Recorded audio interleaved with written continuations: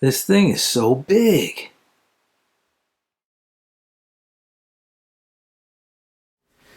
Alright YouTube, it's been a while, but we're finally back with another diorama video.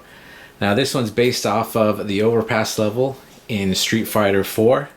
My buddy Cheney 180 from the Toy Migos sent me a few pictures and said, hey, can you do this? Can you make this? And I said, of course, why not? Sure I can. Well, of course not having any idea how I was going to do it, but we eventually figured it out. Now as you can see from the first clip, we had this two-story diorama. Well, of course it's all modular, it's all connected with magnets, so I decided to go step by step, show you each level individually, because as you can tell it's going to be totally out of frame. So let's just start off with the ground here. So in the level, you know, they got a fence in the back, which what did I use for this? Gutter guard and some wooden dowels. The other part of the fence or slash gate is made all of balsa wood. We got this stone pillar here, and this one is magnetized so you can take it off there. Now I was a little surprised he didn't know I was going to do this. Was I created this little piece here in case he didn't want this in the way, because I know he does toy reviews also, so in case he wanted to use this as a backdrop for a video, he doesn't have to have that pillar in the way. You just put this little piece in here, and kind of wanted to make it a little bit of a broken, you know, concrete pillar, but kind of almost looks rocky in a way. But it's just something quick that I put together just as a little surprise for him. Again, this one is based off the level in Street Fighter, which has a lot of depth. I'll show you the pictures later on in this video. They have some depth to it. So to make it have some depth, I tried to make some of the pillars a little bit thinner than the others. Let me see if I can show you here real quick. As you can see, you got this one here. It's pretty thin compared to this one in the front. So I'm hoping it gives you that illusion once, you know, it's back here. It gives you the illusion that it's farther away. Plus with the design, you know, trying to figure out a design for this was kind of difficult. So I was just trying to figure out a design that could work, sustain the top half, and give you the illusion of depth. And that's pretty much it with the bottom here. So we did some flocking on the bottom, just all by hand. It's not any of the static grass, which I thought about using static grass, but I don't know, I didn't think it would blend well with these fake plants over here. I don't know if this blends well too, but I think it does better than if I would have used static grass.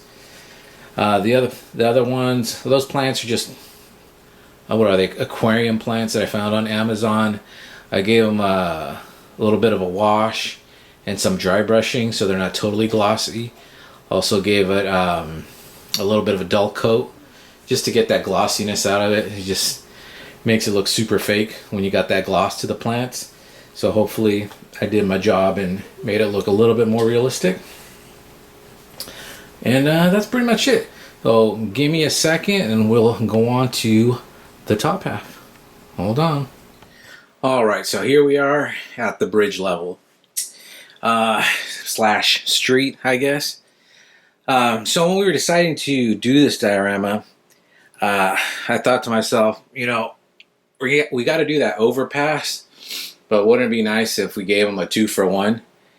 And I decided to do the other half too, or I'm sorry, the top half, just to give him more bang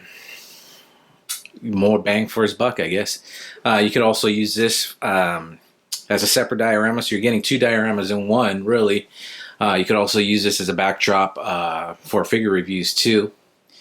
As you can tell here, we got the street, we got the little bridge area. Let me see if we can zoom in here a little bit. So some of the detail here. So I added a little bit of leaves. Got a little Street Fighter poster of Ken versus Ryu. Just add a little bit more of something. I didn't want to go total weathered or dirty, so that's why I didn't add like so much leaves. I wanted to be somewhat clean. I didn't think we needed to go totally trashy, I guess. Totally weathered, you know.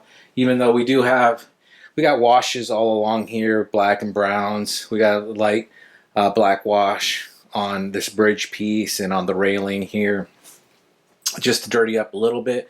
But I just didn't feel that it needed to be super dirty.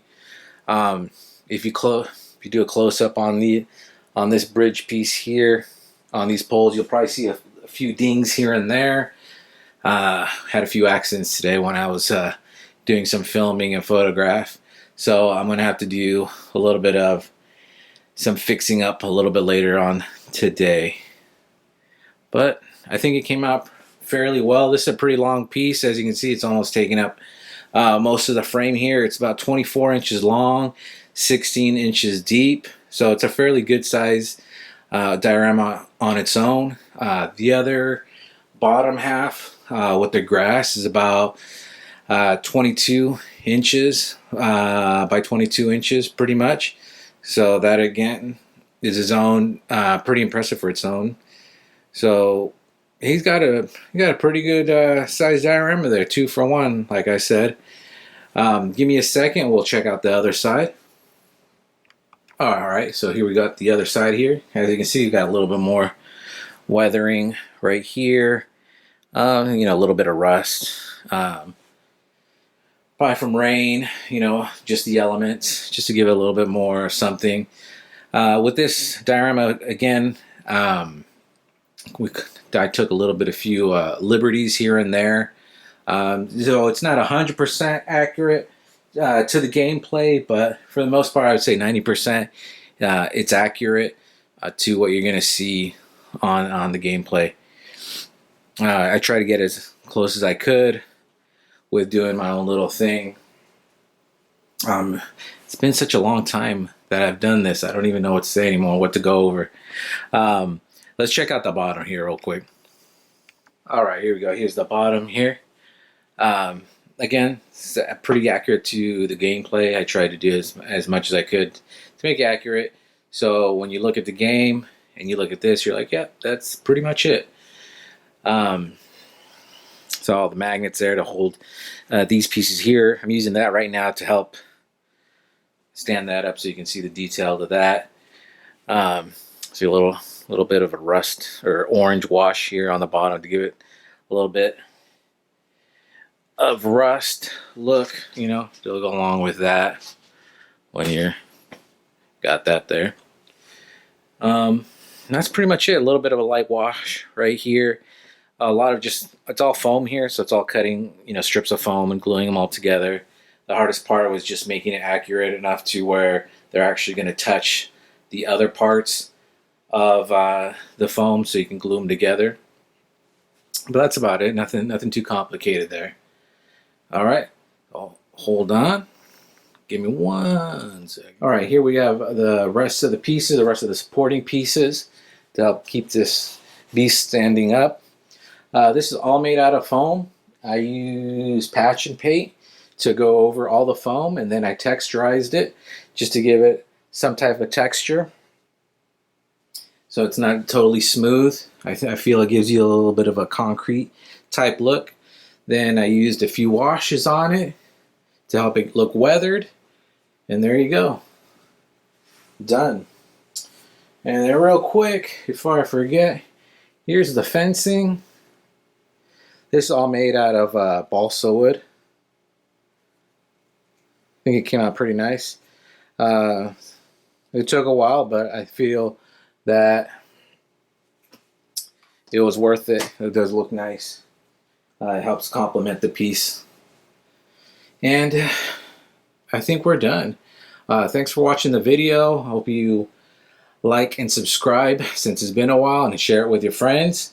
Hopefully we'll have a new video sometime soon in the future, sometime this year.